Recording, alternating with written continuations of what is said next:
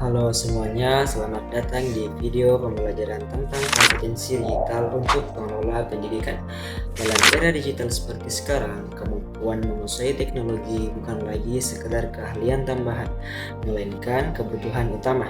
Nah, dalam video ini kita akan membahas beberapa topik penting, mulai dari definisi kompetensi digital, manfaatnya, hingga strategi untuk meningkatkannya. Jadi, pastikan Anda menyimak video ini hingga akhir. Pertama, mari kita pahami apa yang dimaksud dengan kompetensi digital.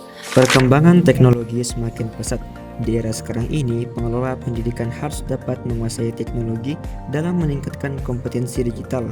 Secara umum, kompetensi digital mengacu pada kemampuan seseorang dalam menggunakan teknologi digital secara efektif, etis, dan bertanggung jawab.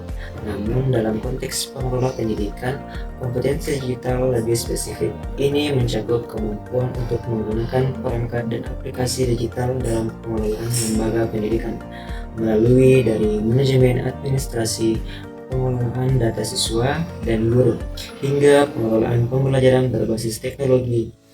Adapun contoh kompetensi digital pengelolaan pendidikan adalah kemampuan menggunakan Learning Management System atau LMS. Nah, pada pengolahan data dengan sistem informasi akademik dan penggunaan perangkat analitik untuk mendukung pengambilan keputusan berbasis data. Kenapa penguasaan teknologi itu penting bagi pengelola pendidikan? Yang pertama, efisiensi kerja. Dengan teknologi, tugas-tugas administratif seperti pengelolaan jadwal, pengolahan data dan siswa, dan laporan akademik bisa dikerjakan secara lebih cepat dan akurat. Yang kedua, pengambilan keputusan berbasis data. Melalui sistem informasi akademik, pengelola dapat menganalisis data kinerja siswa dan guru. Data ini dapat digunakan untuk meningkatkan kualitas pembelajaran. Yang ketiga, meningkatkan kolaborasi. Penggunaan platform berbasis cloud memungkinkan pengelola, guru, dan data siswa berkolaborasi dengan lebih mudah dan real-time. Yang keempat, pengelolaan risiko. Sistem manajemen berbasis teknologi memungkinkan pengelola pendidikan mengantisipasi masalah lebih awal seperti risiko keterlambatan pengumpulan data atau pengelolaan keuangan sekolah. Jika pengelola pendidikan tidak menguasai teknologi, banyak potensi yang akan terlewatkan. Oleh karena itu, penguasaan kompetensi digital bukan sekedar tren, melainkan kebutuhan yang strategis. Mari kita lihat beberapa aplikasi teknologi yang dapat digunakan oleh pengelola pendidikan. Yang pertama, Learning Management System atau LMS.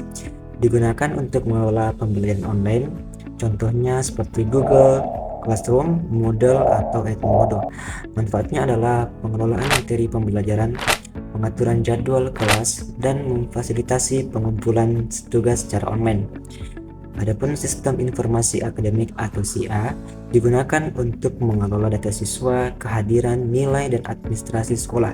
Adapun contohnya seperti sistem informasi sekolah atau SIS dan aplikasi serupa. Dengan SIA, pengelola pendidikan dapat memantau kinerja siswa dan membuat laporan yang lebih akurat. Dan yang ketiga, aplikasi analisis data. Digunakan untuk menganalisis data siswa, performa guru, hingga pengelolaan keuangan sekolah. Adapun contohnya seperti Microsoft Excel, Google Data Studio, atau perangkat Lunak Business Intelligence atau BA. Data yang diperoleh dari sistem ini dapat digunakan untuk pengambilan keputusan yang lebih tepat sasaran. Penggunaan aplikasi-aplikasi ini membuat pengelolaan pendidikan lebih transparan, efektif, dan berbasis data. Bagaimana cara meningkatkan kompetensi digital bagi pengelola pendidikan? Berikut adalah beberapa strategi yang dapat dilakukan. Yang pertama, pelatihan dan sertifikasi. Ikuti pelatihan formal dan sertifikasi kompetensi digital. Beberapa lembaga pemerintahan dan swasta menyediakan pelatihan ini, baik secara daring maupun luring. Adapun contoh yaitu program pelatihan guru dan pengelolaan sekolah berbasis teknologi dari Kementerian Pendidikan. Yang kedua, pemanfaatan sumber daya online. Memanfaatkan sumber daya pembelajaran daring seperti tutorial YouTube, webinar, dan kursus online di platform seperti Coursera, Udemy, atau LinkedIn Learning. Yang ketiga, membangun jaringan profesional, bergabung dengan komunitas pengelola pendidikan berbasis digital. Dari sini Anda bisa bertukar pengalaman, tips, dan belajar dari kasus nyata. Yang keempat, penggunaan aplikasi pendukung. Dengan memanfaatkan aplikasi pendukung seperti Google Workspace for Education untuk kolaborasi yang lebih baik. Gunakan aplikasi komunikasi yang mendukung kolaborasi tim seperti Slack atau Microsoft Teams. Dan yang terakhir adalah evaluasi dan pembelajaran berkelanjutan. Nah, lakukan evaluasi berkala atas penggunaan teknologi. Jika ada aplikasi atau sistem yang dirasa kurang efektif, maka cari penggantinya. Terus yang terakhir, jadikan evaluasi ini bagian dari pengembangan diri secara berkelanjutan. Dengan menerapkan strategi ini, kompetensi digital pengelola pendidikan dapat meningkat secara bertahap dan berkesinambungan. Sebagai penutup, mari kita ingat kembali poin-poin utama bahwa kompetensi digital adalah kemampuan yang harus dimiliki oleh pengelola pendidikan di era ini. Penguasaan teknologi akan membantu meningkatkan efisiensi, efektivitas, dan transparansi pengelolaan lembaga pendidikan.